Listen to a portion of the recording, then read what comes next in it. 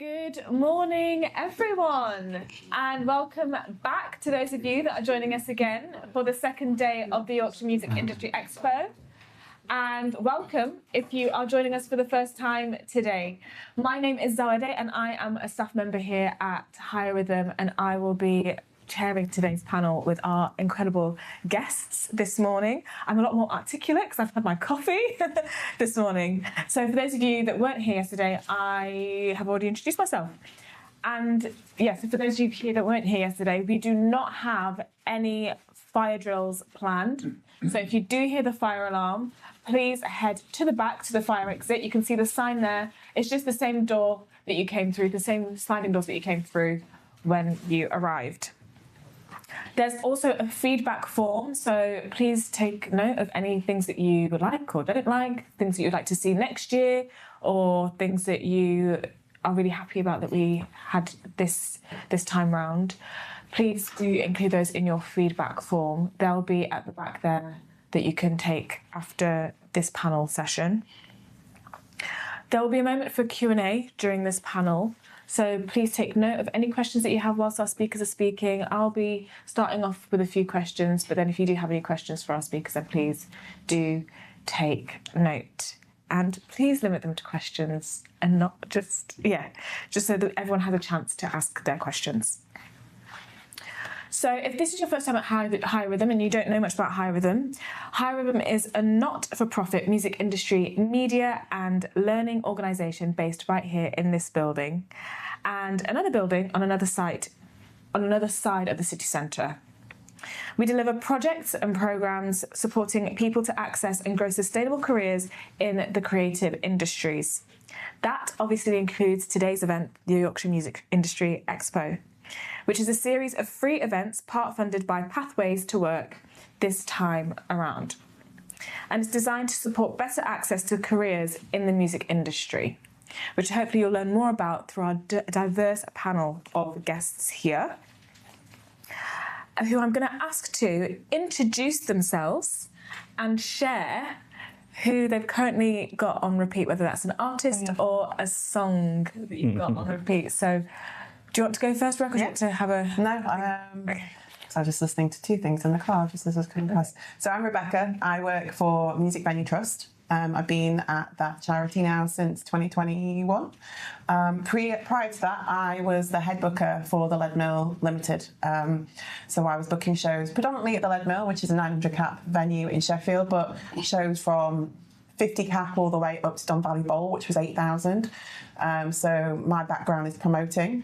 But I think the thing that's probably most important to most of you in this room is that my background is that I started out in Rawmarsh Comp and went to BTEC, do my BTEC at ARCA in music technology. So I pretty much started out in a place like this, and now I am running multi-million-pound budgets across a touring network across 4 nations. So no, I'm not in a recording studio anymore. I think that's the first time I've been in a recording studio in there for the first time in about 15 years. But I am still very much well within the music industry and working with some amazing acts and some amazing people. And stuff I've got on repeat. I'm going to go see Lily Allen at the City Hall tomorrow, so I've got West End Girl on repeat. But prior to that, if my daughter's not got Frozen or Moana on my Spotify, it's an amazing punk band called Soapbox, who I put on a showcase down in 100 Club a couple of weeks ago. Amazing punk band from Scotland, really, really great band. You should check them out. Thanks. Hi, my name is KOG and I'm an artist. I play music, I tour, and also I'm based in Sheffield. I'm from Ghana originally, moved into Sheffield like 20 years ago, and I've been doing music as a full-time job. I do poetry, jazz, bits of jazz and eclectic music, high energy music, a bit of everything. And also I run mentoring services for with Hybrid in Sheffield, where we teach young people to become performers, to break, to be vulnerable and to speak about their mental health always be transparent and open with themselves, because that's what art is, to change the world and to change views. So that's what I stand as well. What am I listening to? I'm not currently listening to anything because I'm writing an album. So I try to tabula rasa, blank myself from any influences. I'm actually TV and all those things, man. That's how I write my music. I try to be, not to, and then in a couple of months, be listening. So now I'm not listening to no music at all, sorry. Sorry about that. Before, yeah, there's a band in Scotland called Call to Alto that are really cool band. I like folk music. I'm actually playing a gig with Nightingales, the Birds. So I like very nature music and music that brings you deeper to yourself and nature. So, yep, thank you so much. My name's Andy. I'm a bit more local than these guys, so I'm actually from Doncaster. I'm a director of DonnyFest. You may have heard of it. It's a festival that used to be Askham Music Festival, and it turned into DonnyFest last year. This year we were on the 6th of June at the Eco Power Stadium, so a really good mix of artists, including like Jamie Webster, Seagirls. We've got Newton Faulkner. We've got Chris Helm, so a really good eclectic mix. I started out, so I was the event manager at the Doncaster Dome for a lot of years. So basically putting on the gigs there and basically running the shows there. But I literally started out as like a bit of a stagehand and setting up gigs at Doncaster Dome. So when I was like 16, 17, I was working late hours and setting events up and taking events down and then stewarding on the events as well. So kind of like got into the industry like that, and then basically worked my way into a manager's position.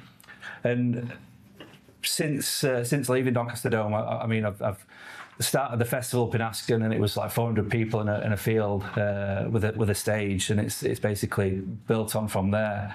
So it's a bit of a roller coaster. We've had some issues with the council and things like that. So obviously we try and move things past that. But yeah, I'm currently listening to ADMT, who's a Doncaster artist. Fantastic if you get to listen to him. A lot of stuff on Spotify, and also Sam Shadell is one to watch. He's really doing well. I think he's just had a festival booked in Texas. So again, he's starting to get out there. So I'm really like into local musicians and making sure that they've got a platform to play on. Lovely, thank you. So this panel is about live music. It's called What a Time to Be Live. So we're going to be talking about the live music scene, and what better place to start than with venues. So Rebecca, I did actually do my research and had a little read through the Music Venue Trust's annual report for 2025. Oh, wow. And it's very small writing. So I like the big numbers. No, I did do it. I did do a deep dive into the reading. But I did make a note that in broad strokes picture, live music is loss-making at venue level, which is why I think the Music Venue Trust exists. Can you tell us more about how the Music Venue Trust is supporting grassroots music venues, or GMVs? GMVs. We coined the term GMVs, grassroots music venues. Yeah. Music Venue Trust was set up about just over 10 years ago by an amazing TED Talk type person who is my boss, a guy called Mark David, one of the most inspirational people I've ever had the pleasure to work with, whilst also being the most exhausting person I've ever worked with. I swear he only sleeps like 2 hours a night. But his vision was to basically, his grand vision is that venues should stop closing, they should be in the hands of the public, and there should be access for everyone who wants to access culture at a grassroots level in their local area. Unfortunately, we have seen the closure of way too many venues. We now have dead zones where there are small towns and areas where there's no access to grassroots music. They have to travel to the neighbouring city or town to just see an open mic night. So the Music Venue Trust was set up, and it has ballooned into this a mammoth of a charity, which is now campaigning in the heart of Parliament for changes in licensing and changes in planning. We are leading the forefront of the lobbying of the grassroots music levy, which any show over 5,500 capacity, £1 goes back into grassroots music. It's a model that is done in France and in other European countries, but not in our own country. So we're kind of taking the fight to Parliament. We've taken the fight to the planning officers. We've put in place. We're trying to put in place statutory the agent of change. So if a building is either redeveloped or built across the road from a grassroots music venue, it's on the developers to make sure soundproofing is done, not on the venue. Because that's one of the biggest issues that our venues have faced in the past. You could have a venue there for about 30 years and then suddenly a block of flats opens up across the road and then suddenly the venue is too loud and it forces the council get inundated with noise complaints and the venues forced to close. But why do we do this? We believe grassroots music venues are the research and development of music. It is a place, if you are a musician in this room, it is a place where you will develop and hone your craft. It is the place where you will meet your fans, literally in spitting distance of you on the stage. It is where you develop those relationships. It's where you learn how to perform. It is also a place where, if you are in the tech side of the world, you will learn how to use a sound desk. You will learn what a PA does. You will learn how to use the right microphone for the right setup. If you're a photographer in live music, it's where you will get hot and sweaty in a pit, probably get beer spilt all over you, and you will develop your craft there as well. It's where, if you are an event manager, you will learn how to run a venue in doing the books, in doing staffing and HR and things like that. It's a place where communities feel safe and come together. It's where you find your tribe. It's where, when we were talking about backstage, it's where the weirdos kind of come together. You know, don't be afraid to be weird. It's where you find your tribe. We actually started our own new podcast called The Last Safe Space, because that's what we believe grassroots venues are. And that's what we're doing, trying to basically save the last safe spaces. Amazing, thank you. Great. Do you mind sitting on this chair here just because of the camera there? Okay, thank you. Thanks, Rebecca. Thank you. And KG, now to you. So, with the fact that live shows are a loss-making activity, how does this affect the shows that you say yes to and no to? How does this affect your lineup? I'm asking you too many questions at once. I'll ask you that first. Which shows do you say yes and no to? And then I'll ask you the next question. So it depends on where you are with your music and your career. Some people have management, some people don't. And at the start, you might not have a management, so you might have to do your own budgeting. And don't be afraid to be yourself when you're budgeting. You know, when you guys are a band and you feel like the money is not enough. When you start, there's nothing to put your eyes on money. You're just playing out of your skin and playing till everybody notices you, because that's the foundation of everything. So the money will come after. But if you have to travel to get to places and you have to sleep over and do stuff like that, then budgeting comes in. When I started, the whole thing was just budgeting, making sure that I had enough to give to my friends in the band. I don't call them bandmates, I call them friends, because you have to develop that connection with them, to my friends. Else it's never going to be sustainable. And you have to cut your coat according to your size. I always say that to people. You don't overthink it. You have so many concerts to play, so many years ahead of you. So you don't have to say yes to everything. Saying no sometimes is power. When we started, I remember my very first band was called Zongo Brigade. I'd just come from Africa. I couldn't even speak English. I was like, rah, rah, rah, rah. Our very first band idea we sent to a promoter. He was like, what's this? And he never understood the music. He didn't even have time. And he wouldn't even give us a chance. But it didn't defeat us. That made us even more like we're going to work hard so that budget is not an issue. Because it gets to the point when you work hard, it will match the budget. And you will know whether to say yes or no to the gig. But at this point in your career, I just want you to take your time, look at all the details, learn to read details at this time, learn to read what are you giving us, how much is this, and make sure you communicate with your friends. You know how much ticket, what is going to cost. Just take that time. It's only like maybe 10 minutes. You know, take that time and read through what the exchange is between you and whoever is booking you. Else, it doesn't make sense. And say no or say yes if it fits you. For us, sometimes I would have to decrease my band. Sometimes I would have to take a 4-piece band. Sometimes I would have to take a 10-piece band. It depends on what you're giving us, and it depends on the communication with your band. Because when you have 10-piece and all of a sudden bring in 10-piece to 4-piece, it means you've had words with your band and be like, what we are doing is not about us. There's a bigger picture. So if we have to cut some prices and some people have to stay, you have to convince them that it's for the better project of the band.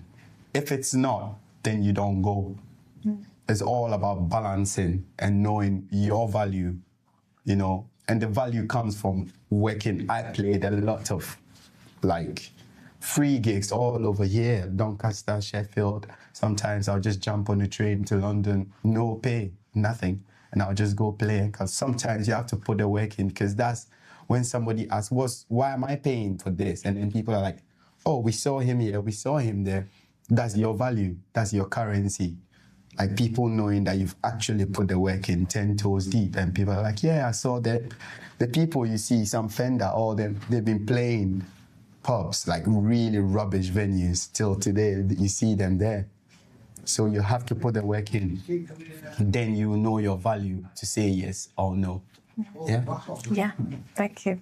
And also mentioning Sam Fender just donated a bunch of money to Music Venue Trust because of how important it is to how important grassroots GMVs have been to, how important GMVs have been to like the start and the early part of we've had musician's career. We've had some great contributors that have acknowledged and identified that without grassroots music venues they wouldn't be at the level they are. We just had great an amazing donation from Coldplay.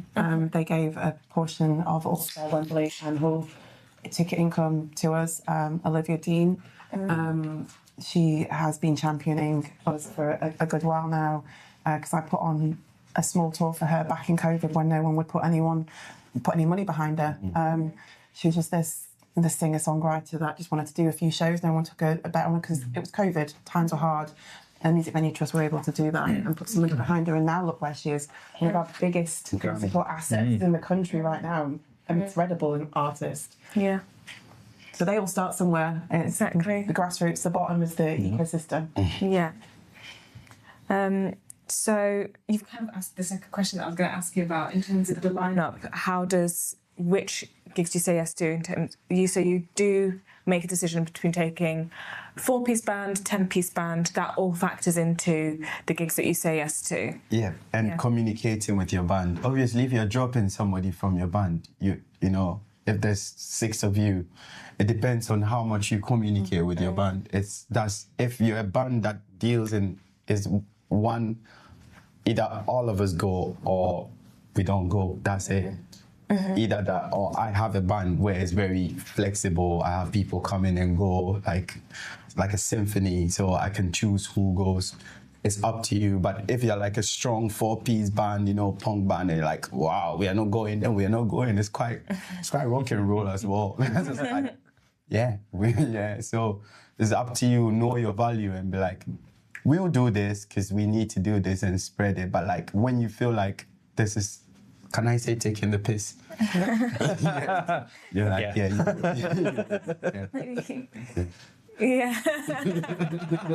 And I think maybe we'll keep it light. You would know, wouldn't you?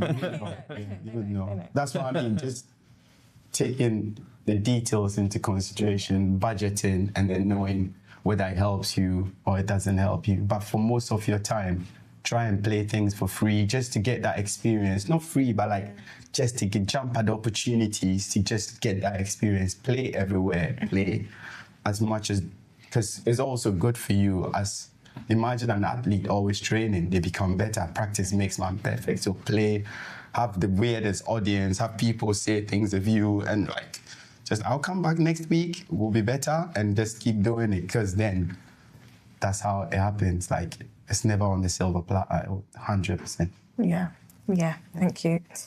And so over to you now, Andy. Thank you. So you started the festival, you started DonnyFest as Asken Festival in 2016, which has been incredibly supportive of grassroots artists and local talent. Can you talk about the transition from a more intimate festival now to this big festival at the Keep Moat? Well, Keep Moat anymore. Everybody still says that, no? Yeah. I just want to say that was a great answer, by the way. So, like, any like aspiring musicians, like, fantastic answer of how to get yourself known and get out there and make sure you play as much as you possibly can. I think that's one of the main things. But just to answer the question. Yeah, we transitioned from a small festival into like a medium-sized festival, but we've always tried to keep that, making sure that local artists are playing on our festival. I mean, we have an apply to play scheme that we've always done, and just to see the amount of attention and the people and the artists that are now applying through this apply to play scheme is crazy for us. I mean, we started out with 400 people in a field, and basically I used my contacts of local artists to basically put people on a stage.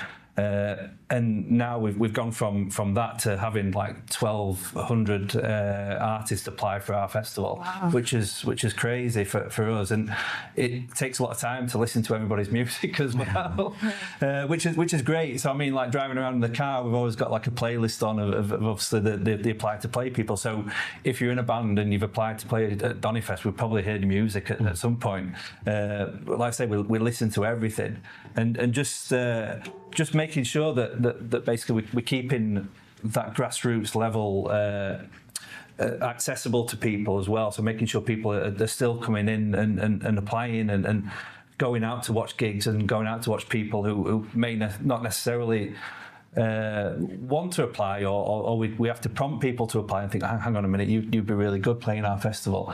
So it's a case of, again, communication with your audience. So like we try and obviously talk to a lot of people in the industry, especially around Doncaster, and try and get their opinions. And it's good to be here today as well, to obviously, so I can speak and tell people that don't be afraid to come and ask us about DonnyFest. Don't be afraid to say, I want to play on that stage next year. I want to play the buskers stage. I want to play the acoustic stage. I want to be on the main stage. So it's a case of having that ball, so to speak, to come and chat to us and say, or drop us a line or drop us an email, because we're always interested in supporting the grassroots level in Doncaster and the surrounding areas. I mean, like I said, with the apply to play scheme, we get so many people from all over the country applying to play. And the good thing for us for this year, which kind of boosted us a lot, was PRS actually put on their I think on their socials that we had an apply to play scheme, and they basically pushed it out. So a lot of people saw it through that avenue and then jumped on board and started applying, which is, again, it's great for us because we've got a big database of bands who we can now obviously reach out to and say, do you want to play next year, or do you want to be interested in other things that we do? So yeah, so it's really important that we keep that grassroots level with us at all times, even though we're getting bigger and bigger. I think that's important for us and important for me personally because of where we started. Yeah, really powerful. So this is kind of a question to both yourselves. So in the same report, it was noted that Doncaster was one of 221 cities with a population exceeding 100,000 that doesn't receive any significant tours in the UK.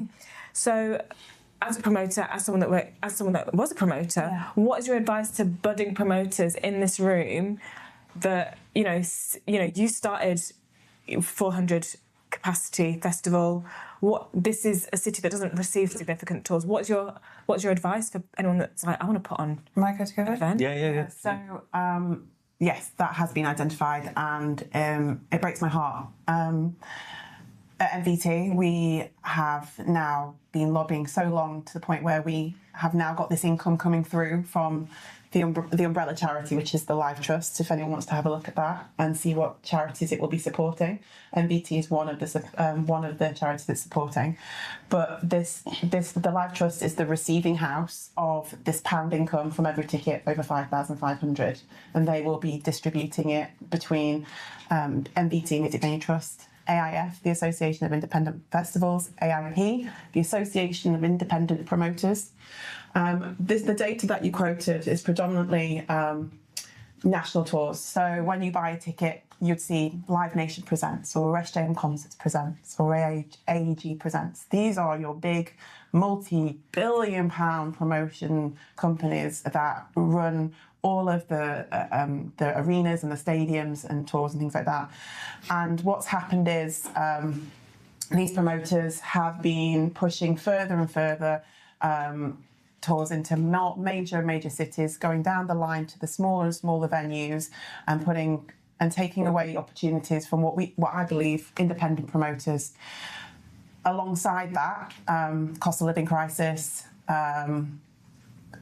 When I was starting out as a promoter, most of the promoters in Sheffield, the independent ones, were using their student loans, just bunging their mates 50, 100 quid to put on a show in a small 200 cap venue, and would start out just putting their mates' bands on, and then they would then go on tour with their mate to the next venue, and they'd meet the support act of that band, and then they'd bring them back to Sheffield, and they'd build up a reputation. They'd make a few friends with a few agents. They might make some friends with some managers, and then a few of those bands would take off and keep with that promoter, and that promoter's trajectory would go up, and eventually they'd be running shows that they could make a decent living off. That was their sole income. They could do about 40 or 50 shows a year, and it would be enough to run an income. Unfortunately, in today's economy, with the big guns like your Live Nations and AEG, having more and more focus on the central major cities, and the loss of income of smaller promoters, that's becoming harder and harder. And that is why we're really proud to be partnering with our sister charity, well, not sister charity, but a charity that started up, Association of Independent Promoters, to not only support those independent promoters that are out there, but also give opportunities for young kids who want to put their mate's band on and have a possible trajectory of a career in promoting, whether that's their sole income or a side hustle, whether it's putting a few gigs on at a weekend or starting a festival, or it's what they want to do. And a lot of the independent promoters I know, and they're great people, they've gone on to work for Live Nation and SJM and things like that. But a lot of them, they've been lost from the industry because they just can't make it financially work anymore. But we do know there is a problem, and change is happening. And one of the programs that I'm developing is working with venues to pay and develop someone that wants to come in and build a scene, whether that's a metal club wanting to do jazz on a Sunday and get a jazz promoter, or maybe a venue doesn't have any in-house promoter because they're so time poor and so cash poor that they've not been able to replace that in-house booker. We're working in ways that we can help put some funding back into that space where they can take a chance on a local kid bringing their mates' bands. Because at the end of the day, the Arctic Monkeys were just some mates' bands at one point, and look where they are now. You never know which bands are going to blow up, and if you are one of those promoters that works with those people right at the beginning and follow their trajectory and as they grow, you can make a business out of this. We do know it is harder at the moment. That's why we have really been lobbying for the pound ticket levy on the bigger shows to put back into this industry, along with a whole host of other financial jargon that the charity does in terms of like business rates and VAT and things like that. But the ecosystem does start at the grassroots, and we're really working hard to try and change the unbelievable stats and try and change that, really. Yeah, thank you. I mean, from a Doncaster point of view, I think it is hard work getting bands to come and play in Doncaster. I mean, the local scene, a guy called Jimmy Mack, who you'll probably a lot of you will know, he's basically pushed for years trying to get bands to come to Doncaster. What venues are left? It's like you've got the Leopard. Yeah, so you've got the Leopard. The Leopard's the only one central, really, and then from the small ones, and then you've got Imperial, Vintage Queens. They do a little bit, don't they? And then you've got like Gorilla at Mexborough. Sorry. Yeah, Mallard, yeah. But again, they don't really do much as far. They do obviously the acoustic nights and the little band jam nights, I think, don't they? Yeah. But the main ones trying to bring obviously like artists into Doncaster. Obviously Doncaster Dome still do a little bit, but not as much as they used to do. I mean, when I was there, kind of like SJM and Live Nation used to call me a pest because I literally emailed them every day saying, come to Doncaster, come to Doncaster. Yeah. We've got this venue here, come and use it. So I were constantly badgering them, and they did eventually. I mean, we did a gig for Kasabian as a warm-up for the a gig that they were playing at the Royal Albert Hall. We did Stereophonics. I mean, we did lots of big artists at Doncaster Dome. And now, again, I kind of like going back to Asken, obviously, because the festival was originally there, we started using Asken Mine as Working Men's Club as a venue, and it's 500 capacity. And again, it's now I'm back to the same as I was before when I was contacting agents and band managers saying, look, we've got this venue in Asken. Obviously, we used to have the festival there. There's a bit of an audience. Come and play. I mean, we had Reverend of the Makers in December. We've just had Tom Meehan. And so it's just trying to attract people to come to that venue. Yeah. And it's always been hard work. But a lot of promoter friends that I speak to say, well, realistically, you've got it quite easy in Doncaster because you've got like a 360-degree radius of people around you who would travel into Doncaster. And it's great travel links, obviously the train station and things like that, obviously on the main line. But it's just getting those people to come in. And I think there just needs to be more and more of us as promoters to promote Doncaster and say, come in and use our venues. Because there are the spaces there, but it's just getting people to come and use them. So get promoting, guys. Can I just jump on that? And I think you would probably agree with this in terms of it's not just the cost for promoters that's ballooned, it's the cost of artists as well.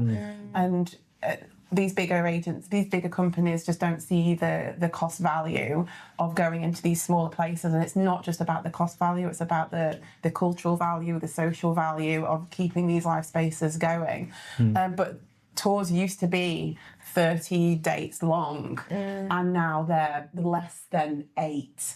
Like, I can name you the route of most tours. But unfortunately as well, it is a massive cost for the artist to go out on as well.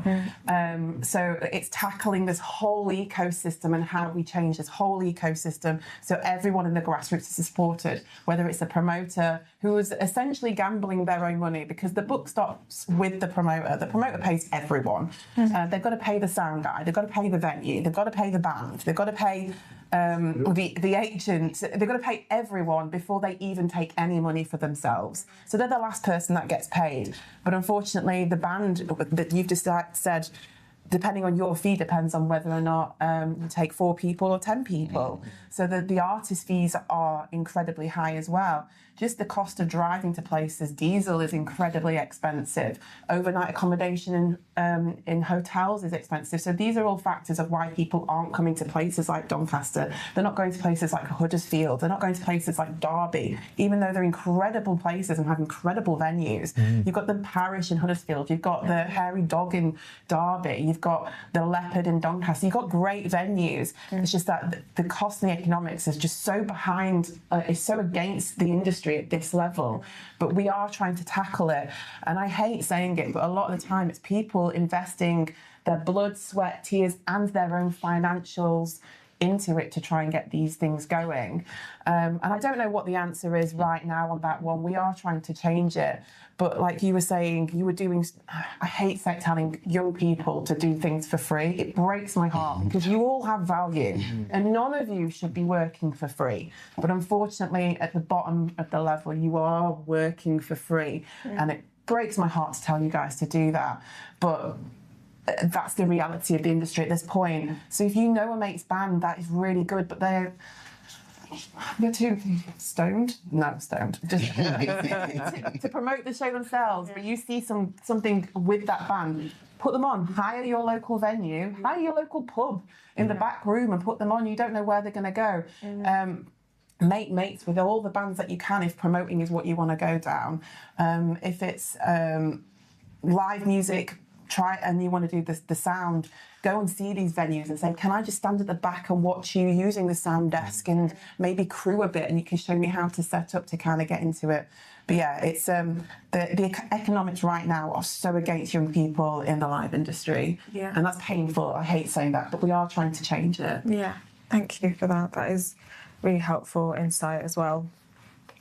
So I want to now go to you, KOG, because you are a musician, you are an artist, you are experiencing the live world, and you've just built a tour, you've just built a world tour. Yeah. But I know that you've built tours in the past. So how are you navigating building your tours, number one? And like, what is your, I mean, I know that you gig a lot. You gig a lot. I've seen you twice. Yeah. And my brother's seen you once, like on separate occasions. I know that you gig a lot. And I also want to know, so one, how do you build a tour?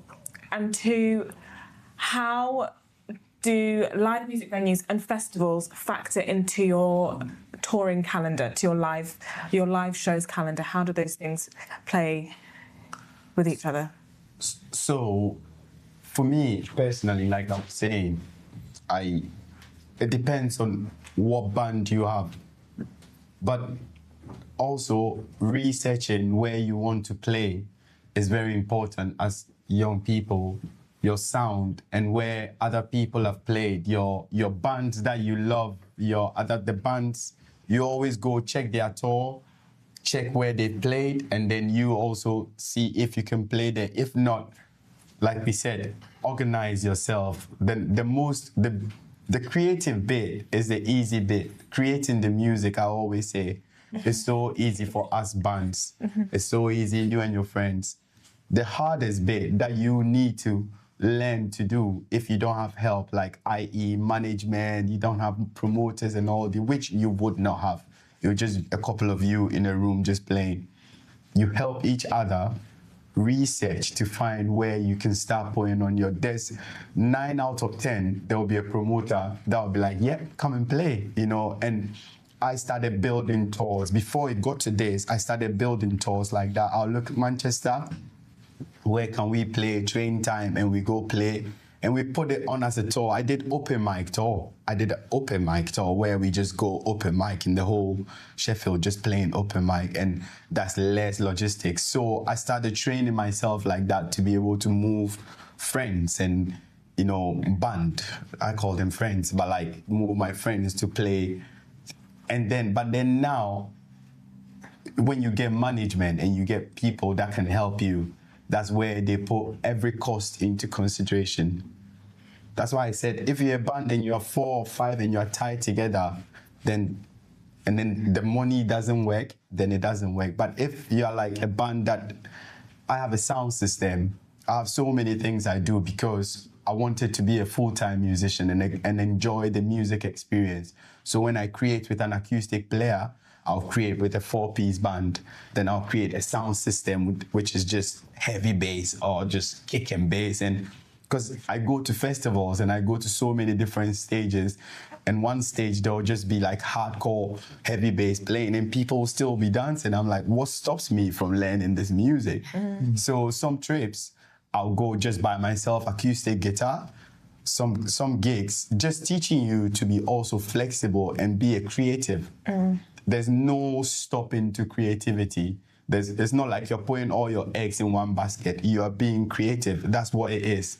The eggs have to be out in so many different baskets. That's what creativity is. Don't let anybody tell you that, oh, you're putting so many, because that same way comes to tour, so that you can pick the right people, the right balance. Because it will get to the point where the tour, the money will not make sense. But when you play two gigs, it makes sense. When you just play 1 gig, it doesn't make sense. You have to play 3 shows to make sense. So knowing all these mathematics, doing that, okay, maybe we are in this catchment area, we could do, like you said, we could do Derby, we can do a venue in Sheffield, 1 in Doncaster, 1 in Rotherham. That's a beautiful tour. And you start like that.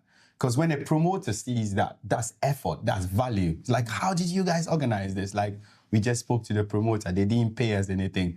After the gig, we put a basket in front and we just ask people to chip in money. I've done that. Like, I've been places I don't even know anybody there, and I'll just put, like, I'll play and I'll put my basket there. And by the time I go, because you have to do these things, you know.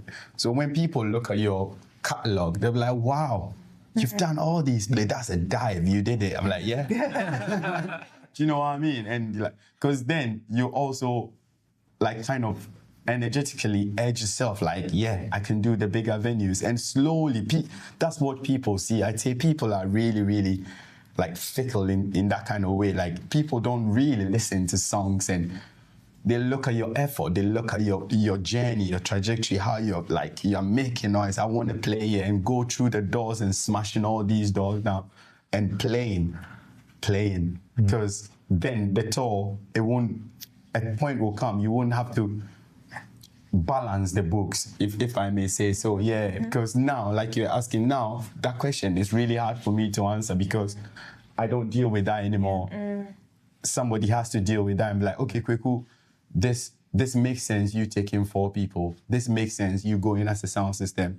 This makes sense, you going as... So what I'm telling you really is to have more strings to your bow for your own personal, so you can do so much. If like your band can't go and you really like this festival, like, well, I can play this with this, I can do this, have so much variety, because the industry is stuck at this point where there's no money for anybody really. We struggle. I'm going on a world tour. I start like Switzerland, all over these. Like, the money does not make sense. No. Individually, but as a general rule, it makes sense, because I won't make not a lot of money. I won't make any money really, but I know that I have to play these tours to keep the art going. Yeah. If we're going to look at the money, the art will never, the music will never spread. Your stories that you have, all your chords will never travel. So if we're going to look at the money, look at it in the bigger framework. Will it make sense us playing 5 gigs? Will we be able to afford our transport at this point, at 16, 17, 18? That's what, and build that catalog, build yourself, because it will happen. It will get to the point where I've seen bands trampoline, I've seen so many October Drift, I've seen bands that were playing like, really, I'm like, where you guys playing? And then now they're selling out. You have to put that in, and then you have to put that playing. I always tell people, don't look at that, don't look at the bigger picture here, just play the free venues, play your city, play here, play all the venues, like play everywhere, get your friends to come and support. I say your generation is really cool. You have Instagram, you have all these things, like you can, because some people became like that, you know, they didn't have fans, they were just online and they became big. There's so many ways of doing it. The only constant is playing. Yeah. The only constant is playing. And put Olivia Dean. She's been around for a long time, playing. Grab the opportunity to play at this age. Grab the opportunity to play. And when you play, the next day you're gonna get better. And trust me, you will be found. They will find you, and you won't even have to think about these things because you've put the work in. So play. And the tours, when it happens, by playing, you get experience talking to promoters, talking to other bands that are already on the road. Yeah? I think you mentioned there about like the fickleness of it as well, and promoters are fickle, I'd say, because they do look at tour posters, look to see where people have played before and what venues have played before and how many Instagram followers they've got and how many Facebook followers they've got. It is the type of thing that the promoters do look at when you come in to look at, when somebody's come through your apply to play scheme, you look at what kind of following they have, where they played previously. Yeah, you do listen to the music, but then you've got to look at that commerciality of it as well and see, they've played in Leeds, Sheffield, Manchester, all these different cities, and then you think, wow, they've done the work, they've actually gone out there and done the work. They must be established and have a way of obviously making sure that you then bring them into the festival or into the gig itself, because it's important to do that, and like I say, promoters do look at that aspect. Yeah, and just sorry, it was like those that are musicians and that are wanting to do shows, and you can't get promoters to listen to you, and you can hire a venue yourself. Yep. You can call up your local pub and go, you've got a stage, I want to hire it, and you manage it yourself. Tom's manager, AdMac's manager Tom, he was talking. He's like, we're going to start hiring our own venue and doing stuff himself. Yeah. There's nothing stopping you taking charge of your own destiny. You don't. The managers and the promoters and the agents, they all will come in time if you want them to. Yeah. I know a lot of metal bands now that just sack off promoters completely and just hire academy level 2,000, 3,000 capacity venues and promote it themselves. Yeah. You've got a unique opportunity where your fans can be in your pocket on your phone and you can have direct communication with them. So, it'd be brilliant if you have a promoter with you, because they do have access to lots of different things. But if you're a band as well and you want to hire a place on your own, but you don't want to do all the business yourself, if you've got a mate that's clued up on maths, get them involved. Let them be possibly your manager. Get them to help you with the booking and the budgeting. Like, do it as a tribe. But you don't have to, at this level, have all these people behind you. You can literally do it yourself. It just takes it, and I hate it. It's like culture's becoming the art form of the rich, and I don't want to generalise the people here in this room, but Doncaster isn't. We're not Surrey, we're not London, we're not the South. We're working class, roots people. Like, I didn't grow up with a silver spoon in my mouth at all. I live in the Manor in Sheffield. We're at a tipping point now where British music is becoming the job and the industry of the elite, and that can't be what our future is about. Because they don't know what struggle is. They don't know how to sing about struggle. So you guys need to really put your own destiny in your own hands and push through. And it's hard. It's fucking shit. Sorry, but you need to, because we need. You guys are the future of what music is. Yeah, thank you. Sorry. Sometimes these things just need. But I get so emotional about this, especially when I just see people saying like the whole the political landscape where they're wanting to cut university courses in cultural industries because there's no financial reward with the student loans. I'm sorry, but that was said in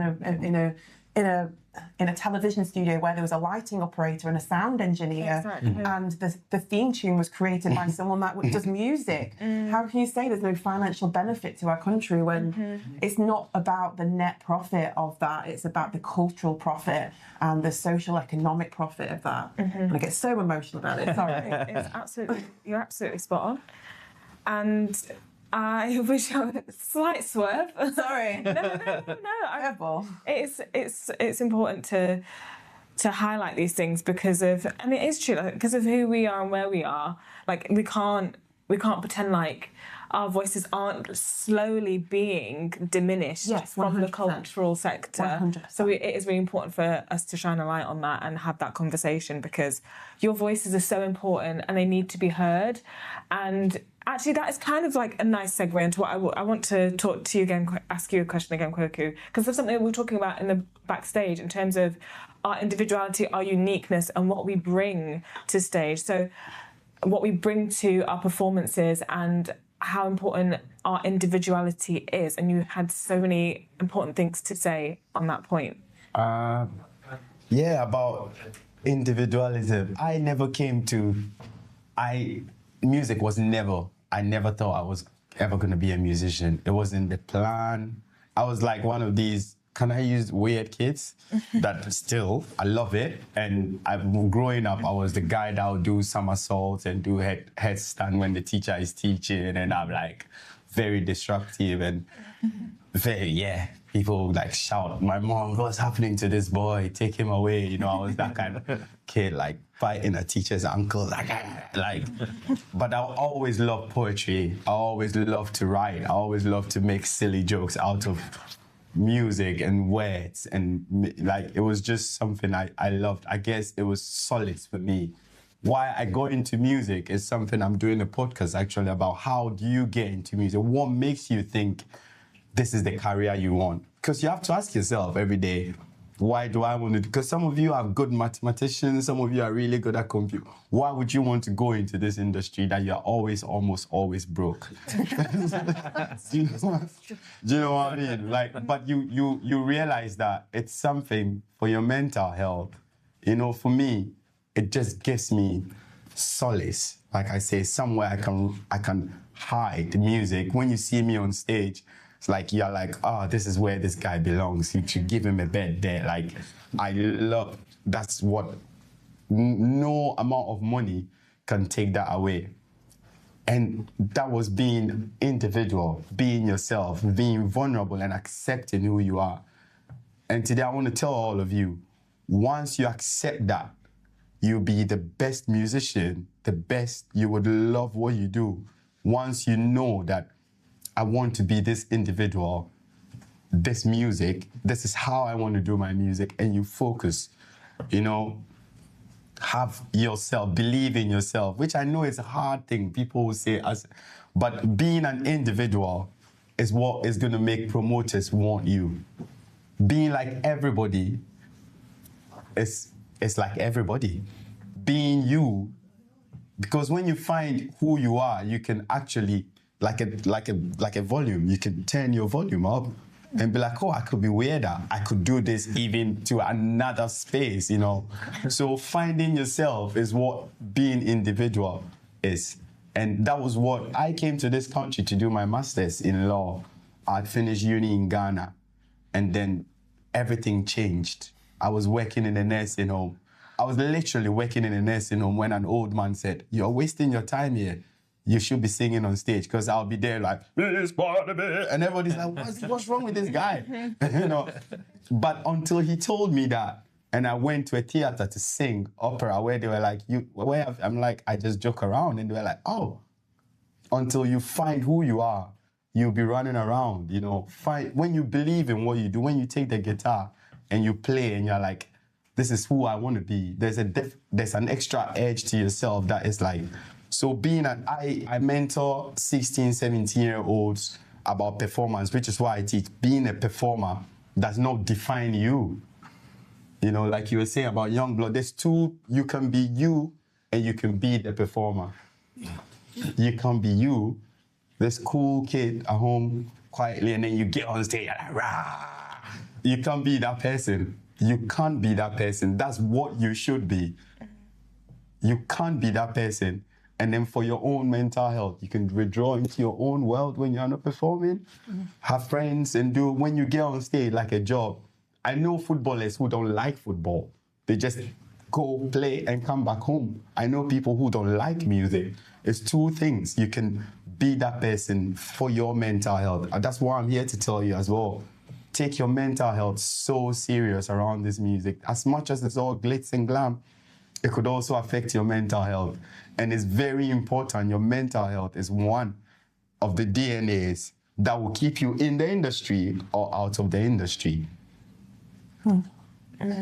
That's why I said you know your value. When you know how great you are, you will know that you don't need to always be on stage, or you don't need to always be on social media. You don't need to always be anywhere. Where you need to be is your safety of writing your poetry, playing your guitar, talking to your friends, and keep practicing, and you will be found. That is how it happens. It's not noise, it's nothing. It's just practicing and honing your being you.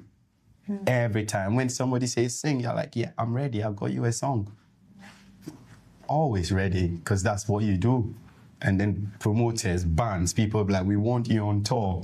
I saw AD&T all his life. I saw him, you know, every time singing. I don't know how many of you that Adamant, I don't know how many of you know him. You see him all over singing. Did he ever stop? Now you see where he is. It's like, he never stopped, that kid, you know, and you don't stop because you believe.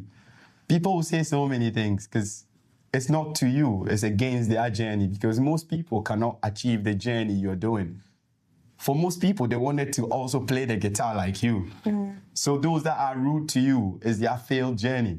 It's most people that are rude to you is their own journey. Like, oh, I wish I could do this now, you're doing it.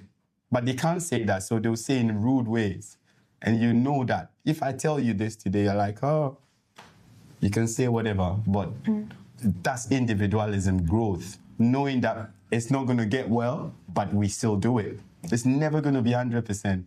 But you still turn up and you still do it. And every time you turn up, you make people go crazy. You're like, what character is he bringing today? Like, that's what you should make people always. When you feel like wearing 2 different shoes, wear it.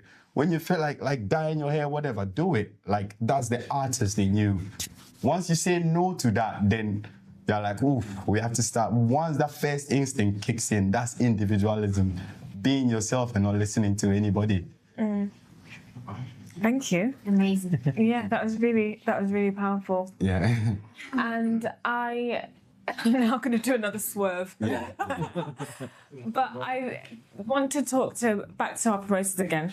So I want to talk about the importance of the relationship between the artist and the promoter. So, like, for both sides to hear how important it is, that relationship between emerging artists, established artists. I mean, it might not be a relationship when it's like a bit more of an established artist. You probably don't have a relationship with them per se. You probably have more relationship with their team. But with those that are still emerging, how important is that relationship between them and a promoter? Yeah, that's one. Yeah, I think from a grassroots level and for people starting out, I think it's important to have that conversation and that communication with the artist. A lot of the artists who have played on DonnyFest or Ask Music Festival, especially from a local or kind of like regional kind of like setting. I make sure I speak to everybody. I mean, I like to, as far as like the festival's concerned, there's lots of things happening, but I like to see everything. And especially if people are messaging in, I read every message. Every comment on social media, I read every comment because I want to see what's people's reactions to things. I want to see what artists are actually putting themselves forward and saying I want to be part of this. And I think having that relationship, I mean, like a lot of the artists that we've got on this year, especially from a grassroots level, I can easily just message and say, "Hi, you're okay? What are you up to? Are you playing anywhere local? Can I come and watch? Or can I buy a ticket to come and see you?" All that kind of stuff. And it's important to have that relationship with those people because again, you're providing a platform for them to play on. And you want to keep providing that platform for them to play on and help them as well. For me, I like to help people. I like to help people move their careers forward and just give them any advice that I've learned over the years to help them on their way.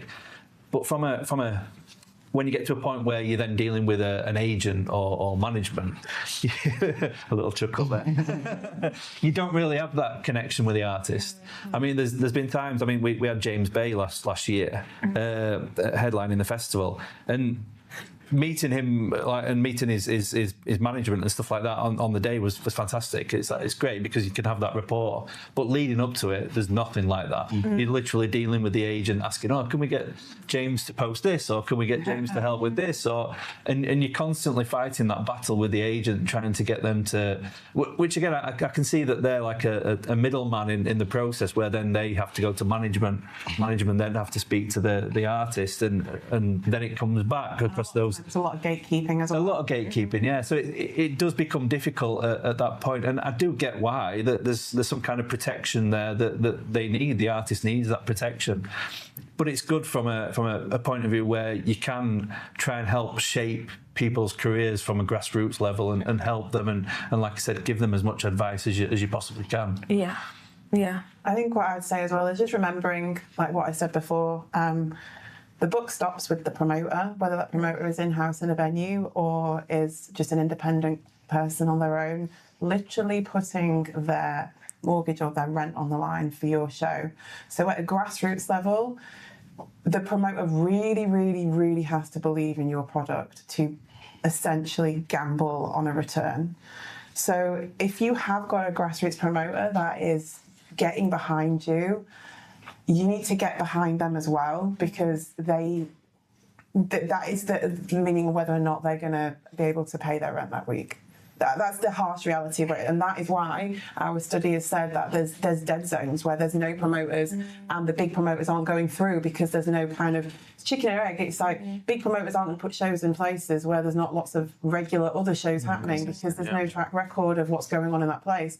They're going, well, Doncaster, they'll just get the train to Sheffield or get the train to Leeds and go see something instead of bringing something to you. Yeah. So if you are an artist in the room, you need to really engage and work with the promoter. The promoter, especially the independent ones, they're not sleazy kind of backstreet people. They're genuine people that are trying to make a living. And if they've booked you, it's because they believe in what you do. Whether or not they've listen to your music, but they've looked at your track record and they can see that you really want to work. But then again, if you are a promoter or a budding promoter in this room and you're taking a gamble on the artist, you need to engage with the artist. It does get more and more muddied and complicated when you start going bigger and bigger, because there are some amazing agents out there and a lot of them are independent agents, but there are some, that's when the water starts getting a bit that is when they start being a bit shady at times. No, there are a lot of really great independent agents and some big corporate ones as well that really do have, but at that point it's not just the artist they're protecting the brand.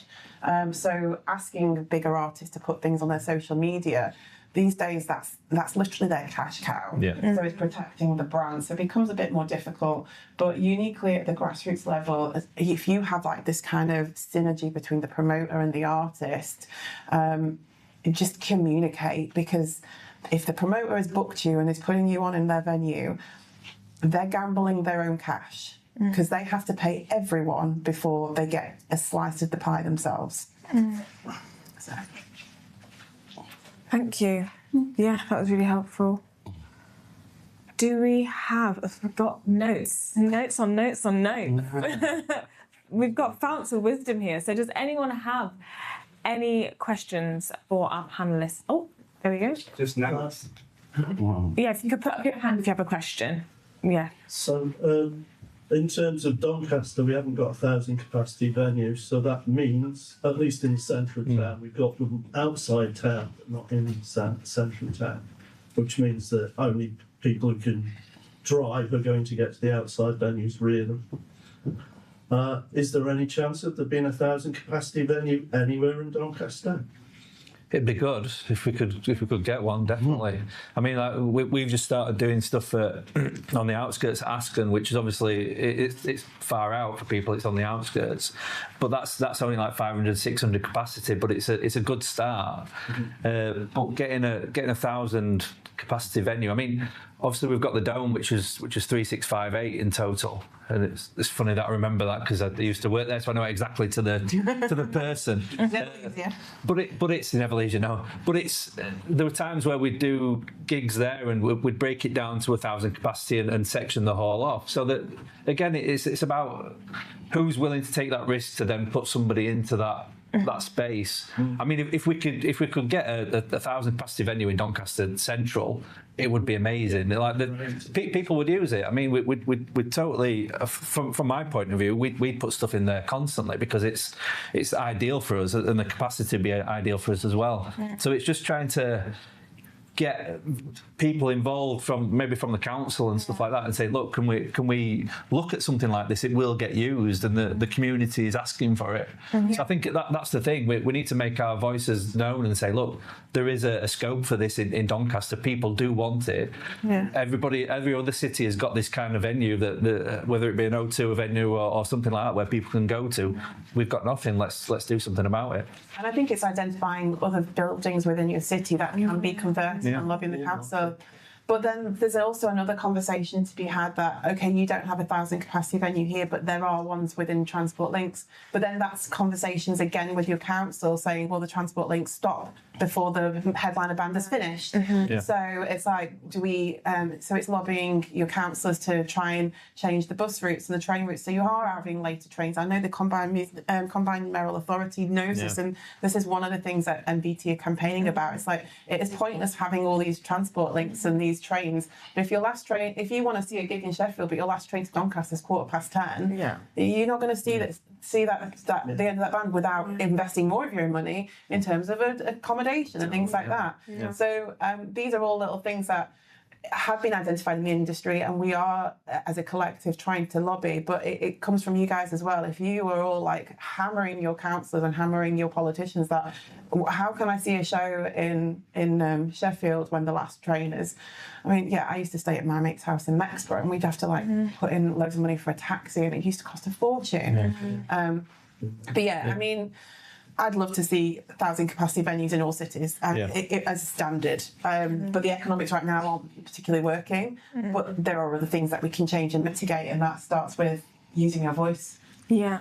And I also just want to bring up again what was mentioned yesterday, the PRS Early Career Promoters Fund that you can all look into applying for, because we've talked about how, there's a likelihood of making a loss as a promoter, but there are funds out there, and we'll be having a conversation later on with the Arts Council, who also have a fund for promoters as well. So that's definitely something for you guys to think about if you do want to think about maybe turning the Dome into a 1,000 capacity venue. Look into how you can get funding from the funding organisations that are providing that funding to support you in taking that risk and putting on acts that you believe in, if that's something that you think you can and want to do.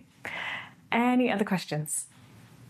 One other, the Point in Doncaster has 100 capacity, and there's a good venue you can book at a reasonable price. Yeah, I've put on a gig there before. Yeah. I think you have to hire your own PA. Yeah. I'll provide a PA if the band want to put on. There you go. It'll be a networking session later on today, so you should definitely network and think about the different people that you can work with. So you've got a PA guy, promoters, artists, you've got bands. Talk to each other, fill in the gaps. Yeah. What about a plan that we could put into the council, whereas it would be the venue would be funded via the bar, and the acts that got to play for free would be the most popular. So it'd be a popularity contest on who gets to go there to fund the bar to pay the play, so the council gets something back to fund the staff, and then develop that way. I just want to put a break on anything where you ever ask a venue that, will you get the bar? That is not the case anymore. That is completely not the case. The amount that a venue gets, I mean, everyone here has been to a venue where it's like, why am I paying £7.50 for a pint? It's ridiculous, right? We all hate it. But the unfortunate realisation of that is the amount it costs to get that pint to the bar, the staffing costs, especially with national insurance rising and things like that, taxes that keep going on top of it. The amount of profit from a pint now is so minimal, and on top of that, we're seeing trends where people are not drinking as much. And on top of that, how many people here look to find what time the headliner's going on, and you go to the Wetherspoons first, or you drink at home and then go out. Gone are the days where venues can rely on the bar, and I get really passionate about that. We should not be asking venues to be subsidising running costs based on the bar. It's no longer a business model that works, unfortunately, and we have the data to prove it. And especially, it's like, you can have, granted, I mean, if you booked Ash and Jamie Webster, I'm guessing your bar take will be pretty good. Yeah. But then you get younger breakthrough artists whose audience is predominantly 16 to 22. They're not drinking at all, so the bar is nothing. Do you encourage busking? In the streets, I mean, I encourage any artist to put out their art form how they believe that they should do. And if that's the way that you want to get yourself, there's a lot of artists that have been discovered through that. There's been a lot of artists that have developed their talent and learned how to interact with the audience. A lot of the time, busking in grassroots shows isn't about the monetary value. It's about learning how to be a performer. Learning your craft. And getting past barriers. Dealing with people. Yeah. Any other questions? I have one. Why, who is in charge of UK? I'm not from UK. Doesn't look for other country experience. For instance, in my country, when we have summer, we just our government built a summer stage for whatever capacity they want, 1,000, 5,000. I think it's much more. And also they provided particular the day an extra, up and front and back. They provided the transport link extra. Full night is running. All public transport. EU. We are not in the EU anymore. One day start and one day, so top 5 days. 3 days festival, 5 days transport continuously running.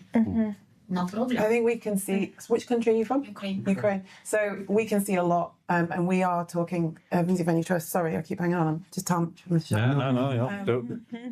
take a lot of the lobbying and a lot of the initiatives that we're developing because we see how the rest of Europe work.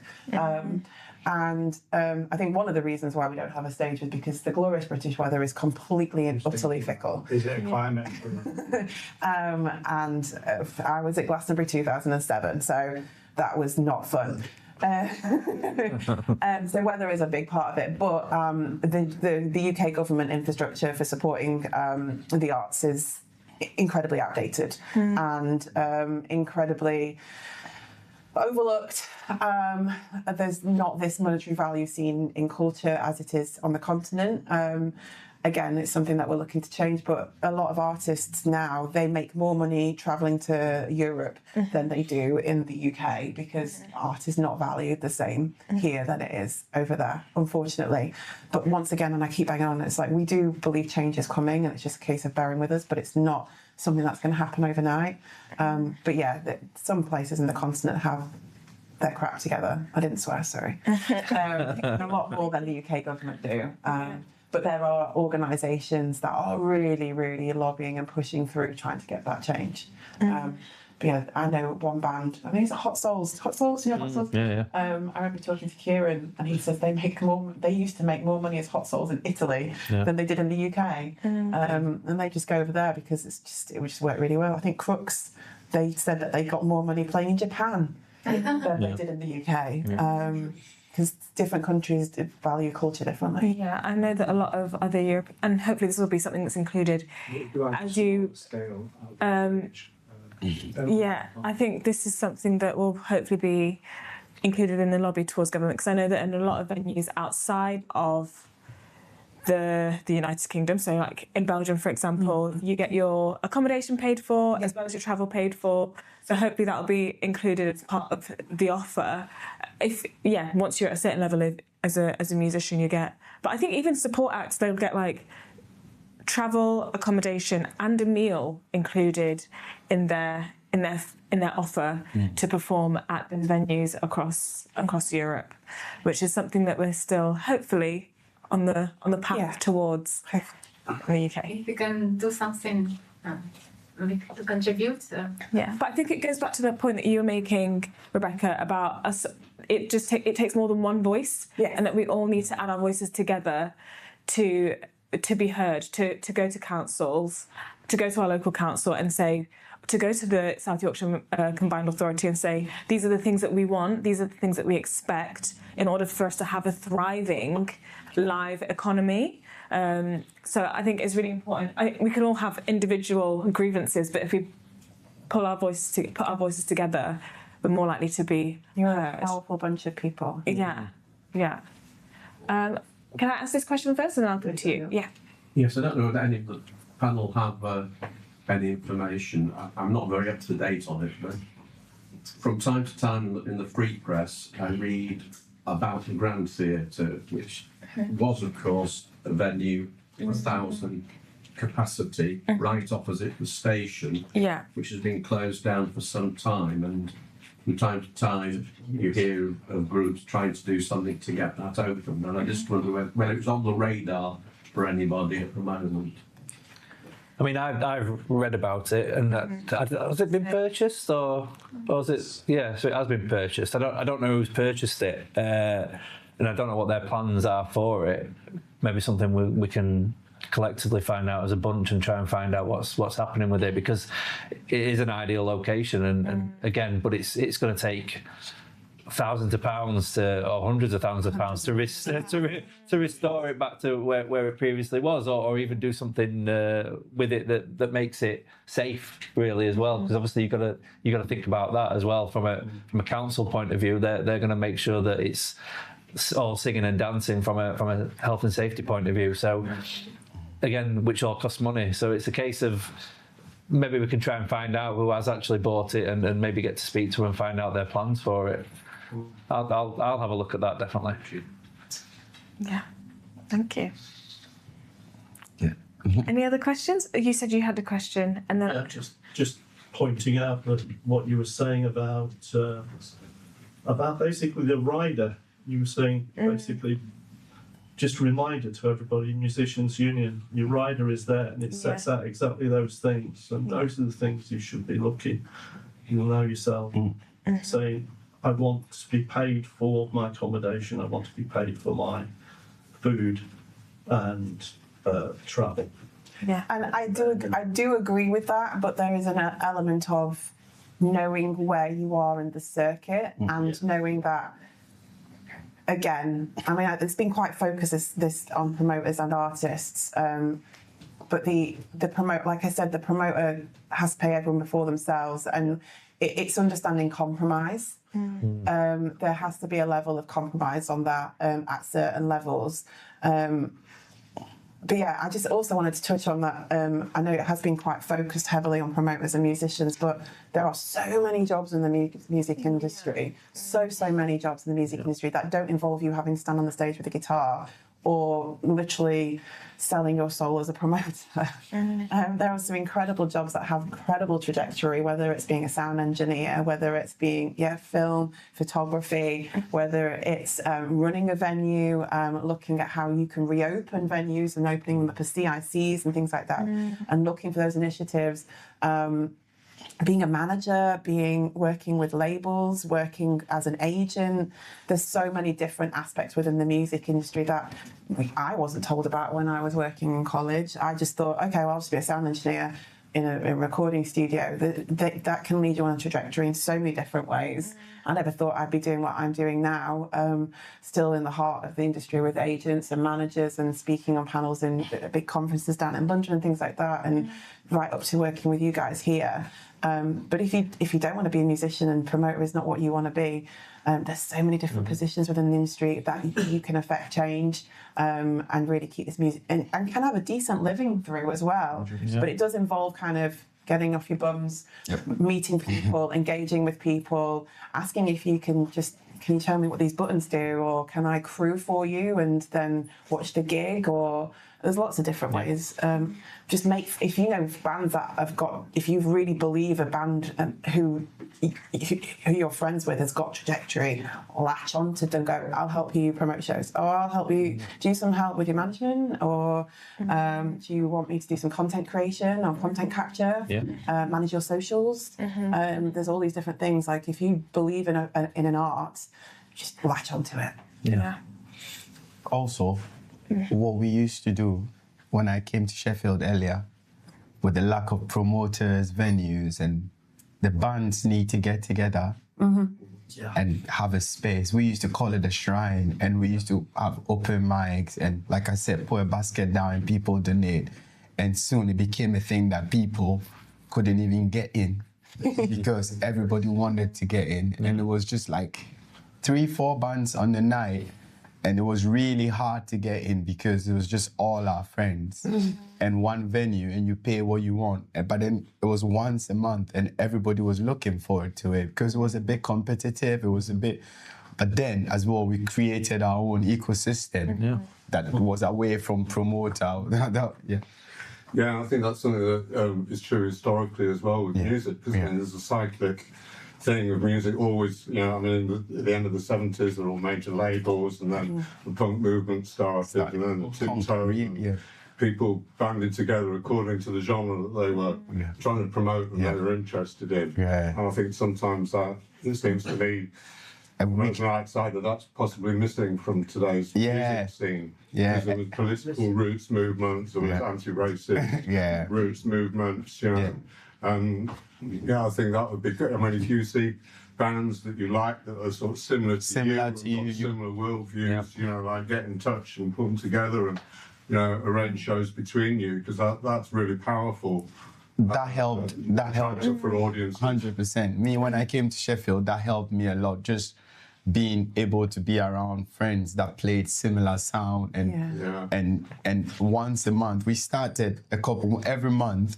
Once a month, it was like more like open mic, and then within the fourth time, it was just packed, sold out, because it's the same bands, and then people started paying money, and then it started spreading outside Sheffield, and then like people started like, wow, what's happening? But it's very, very possible to have a couple of you guys get a venue, because it's easier for the promoter as well. Shared cost, shared tech spec, and you know that 4 bands, all of you are going to bring all your friends, and you start like that, and you start.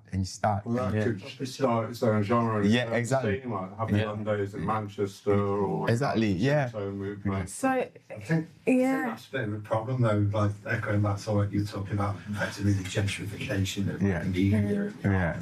It's having, you know, being a promoter in Sheffield back in the day, like seeing, you know, could get that last train. You could go to Sheffield, do a gig, and get back on that 12 o'clock train. Now it's 11, isn't it? Yeah, you can't. Yeah. And like, it's very Sun Tzu in the fact of divide and conquer, and ever since like COVID and like the transfer of like, you know, the infrastructure world. I mean, like look at the energy grid, it's owned by Hong Kong and China.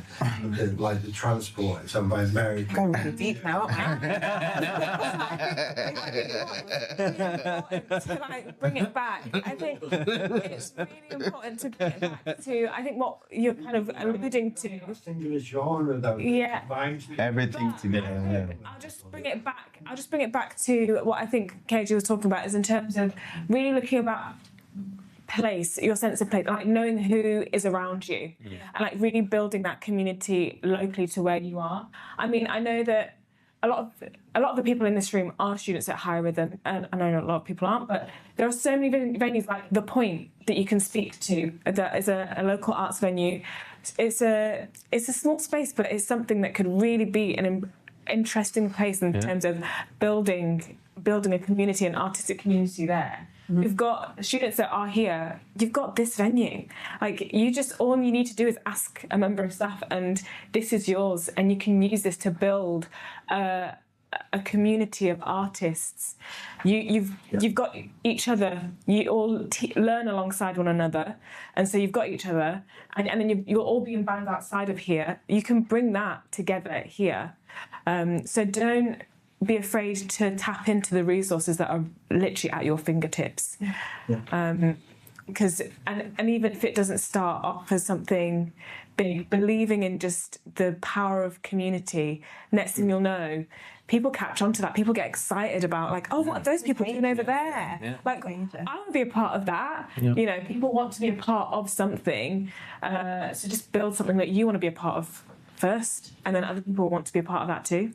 Like, you know, I think there's something really special about Asken Festival being, you know, just the size of a venue. You know, starting off as 400 people in a field, and then now look at it taking over an entire football stadium. So I think there's something to be said about starting off, believing in it whilst it's still small, rather than thinking, oh, it has to be that big thing there. It will happen with time, as has been evidenced by our panel here today. I'm just going to hand it back over to you guys for some final thoughts, if you have any final thoughts, and then we will head into let me just make sure I've got it right. We'll head into our next session with our funder at 11:30. But for final thoughts, first of all, just if you're a musician, believe in yourself and believe in your craft, and just keep going. If you're not a musician and this is the industry you want to go into, don't listen to people saying that it's the power of the elite now. Push the boundaries and get through, because you can. was literally stood at a conference a couple of weeks ago with the agent of Dropkick Murphys, who is from Huddersfield, another agent in the same agency, she's from Barnsley, I'm from Sheffield, and another person was from Hebden Bridge, and we were all in this music industry panel together, all from working class Yorkshire roots. Your voice is very, very important, whether it's in front of the microphone or behind it. So please push through, because you are the innovators of tomorrow. And I don't want to listen to crap music in about 10, 15 years' time. It's not all on your TikTok. It's not all 30-second sound bites on your phone. It's real engagement with people. So please just keep doing what you're doing, put yourself out there and just keep trying. And if it doesn't work in front of a microphone, there are so many opportunities behind it. And it's so worth it. It's so worthwhile being in that creative space. Yep. I was just going to say, obviously, we're talking about going from 400 people to a stadium. It's about getting established. I mean, we got to a point where I'm not saying it's all singing and dancing now, because it is still a real struggle. We're in Doncaster trying to promote, and Doncaster's notoriously late for people buying tickets, whereas you could put something on in Leeds or Sheffield and it'd go straight away. I mean, Doncaster, it's always been the same, but it's a case that you try and get established and more people want to be involved. When we started out as 400 people on the field, it was literally like me and a couple of other mates getting involved and getting something sorted. Now we're in a stadium. The amount of people that contact me daily, come and speak to me daily and say, "Oh, how can we be involved? How can we help?" And it's just amazing that we've got to that point where people are wanting to take notice of what we're doing and wanting to come and help us and wanting to be involved with what we're doing. When obviously we'd come from like 400 people and nobody had a look, nobody wanted to be involved. But again, we've just built up to that point where more and more people have got involved and brought different abilities to the team, and we've got a big team now, which, like I said, we started off with me and a couple of friends, and now we've got a team of like 25, 30 people who are involved from a day-to-day basis, really, who are constantly posting things in group chats and things, and coming up with different ideas and all working together to make sure that the festival itself is a success. So I think it's important to get established, and it's important to just keep trying and keep trying and keep trying. You'll get knockbacks. People say, "You can't do that. We don't want you to do this. You'll lose money on things." I mean, from a personal point of view, I've not made any money out of DonnyFest, and I'm happy to say that at this moment in time. I've not made any money out of it from a promoter's point of view, but I see the value in what it's giving back to the community, and I see at some point that there certainly could be something there for me personally, but I see the value in the community, so that's why we keep doing it and we keep trying to push that product along. But yeah, it is important to get established and find a route of what you're going to do. Thank you. For me, as creatives and at your age, I'm just also saying, feel free. You've got so many years ahead of you. Explore all the avenues of creativity. Find time for yourself and be weird. I always say that, find time for yourself, write. The dopamine effect of social media, try and cut it out if you can. Try and have real experiences. I was so weird. I'll go to the beach at 4 a.m. in the morning just thinking I'll see a mermaid. I was that kind of child, and I write music about that, I write, because everybody's writing the same. Why would you want to write the same? Everybody's dressing the same. Why would you want to dress the same? Everybody's doing the same thing. Why would you want to do the same thing? You're a creator. You create. It never stops. It doesn't have to be perfect. Never. In fact, most of the times it's really bad. Create even in the worst times when you're sad. That's all. I won't look further. I'll be like, this time, establish your craft. Be that weird kid that you can stand in front of thousands of people and people will call you an old soul because they feel like your soul is left, but your body is so young.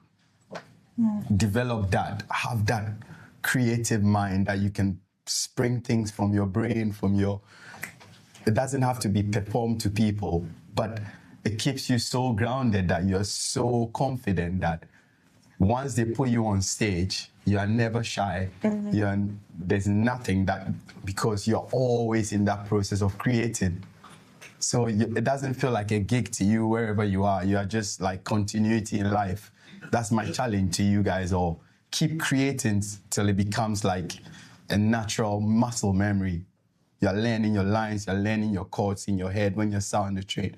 You're always creating. That's what you are. That's what you're here for. If you're a light person, video person, promoter, keep connecting and finding that is what is going to bring the whole evolution. Keep doing it till your body is like normal. Everywhere you are on the train, you're like, oh, what's he doing? Like, you know, let people talk.